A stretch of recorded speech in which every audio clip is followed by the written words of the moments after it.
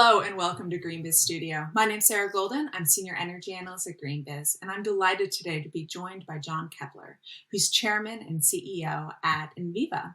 So John, to start out, tell me, what is Enviva and what do you do? So what Enviva does is we play a particular role in helping manage the energy transition. And so the biomass that we use is byproducts of traditional saw timber harvests. So forests in the southeast U.S., where all of our operations are located, it's one of the most robust forest resources of the world. And so that natural resource grows every single year.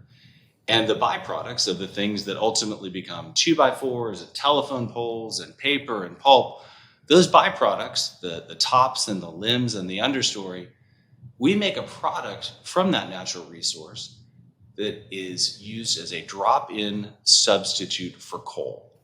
And so by using biomass in the way that we produce what is ultimately a wood pellet, we make sure that coal and oil and gas stay in the ground, and that power and heat and other very large-scale industrials can use biomass instead of those fossil fuels, helping enable the energy transition and a drive towards net zero fighting climate change. So do you consider biomass sustainable? So biomass, when it's done right, is unquestionably sustainable. It's one of the premier methods underway around the world to help decarbonize both energy and industrial applications.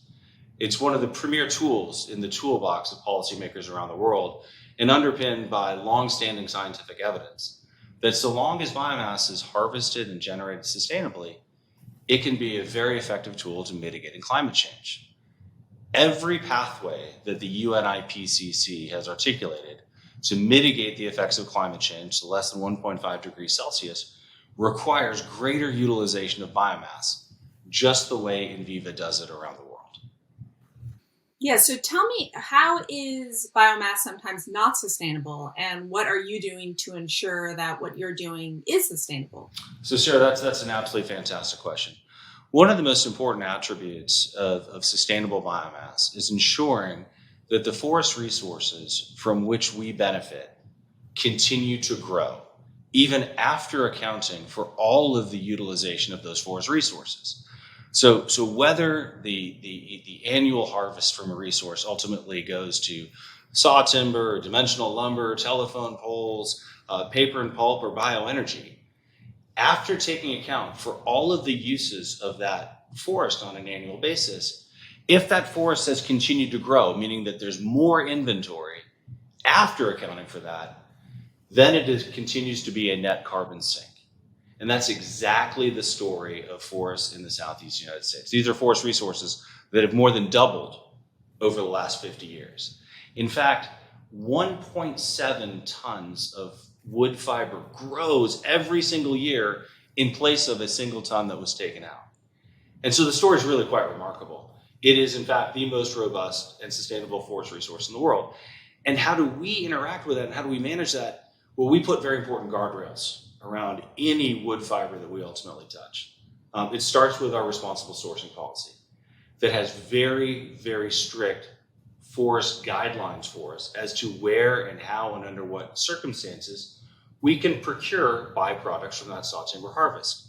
And then we go a step further, and we track and we trace every single ton of wood fiber from that harvest site all the way through our supply chain, ultimately through to our customers. And we publish that transparently on our website, and we report on it annually.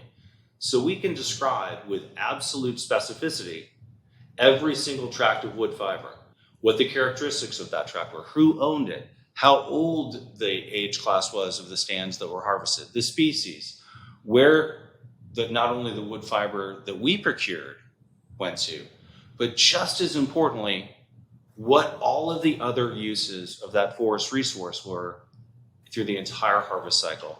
How much went to a sawmill, how much went to a pulp mill, how much became furniture, and ultimately the residuals and how much came to us.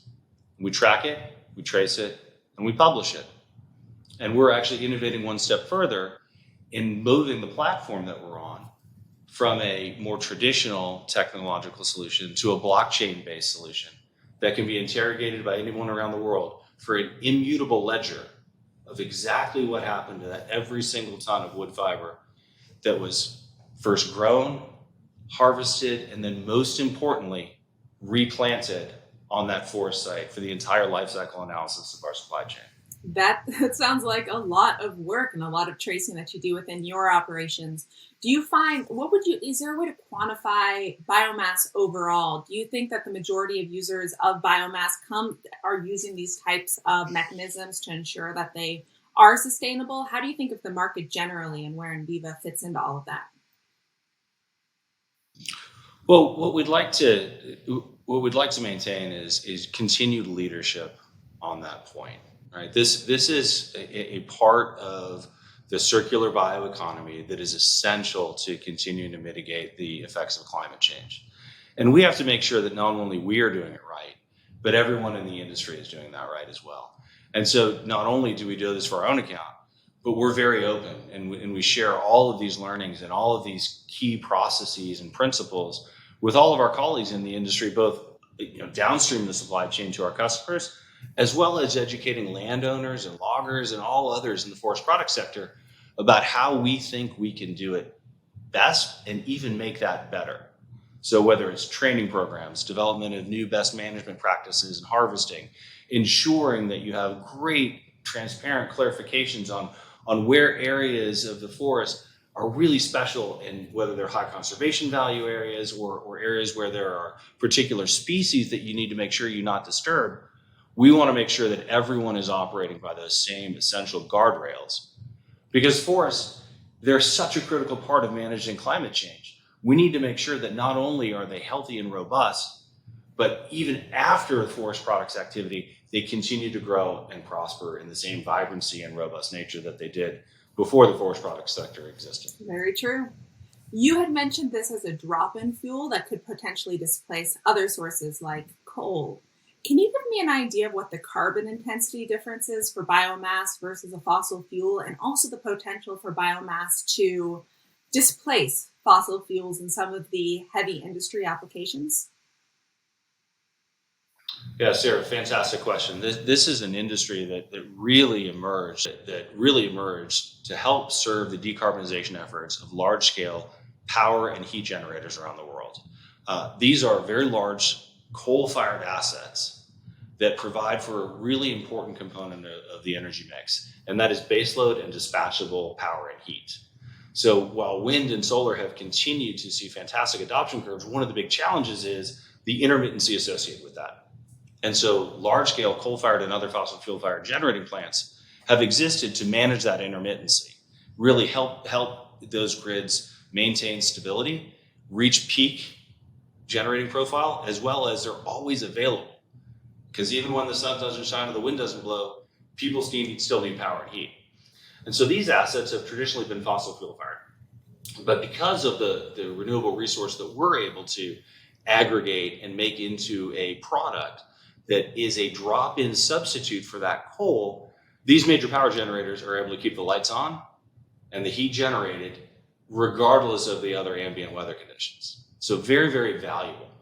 When you look at the life cycle carbon balance of these types of utilities, on average, the drop-in wood pellet fuel that we provide displaces coal at about an 85 to 90% factor, meaning that for every ton of wood pellets that we sell to our customers, about a ton of coal stays in the ground. So very, very compelling overall climate impact. With those general, very, very favorable policy and sort of industrial logical applications of that baseload power and heat generation, we've also seen new sectors continue to emerge and adopt biomass as part of their decarbonization sectors. Things like steel, chemicals, lime, cement, even aviation fuels. What you're essentially doing is you're utilizing what has been a traditional fossil fuel-based carbon input to those industries and replacing it with a bio-based carbon input.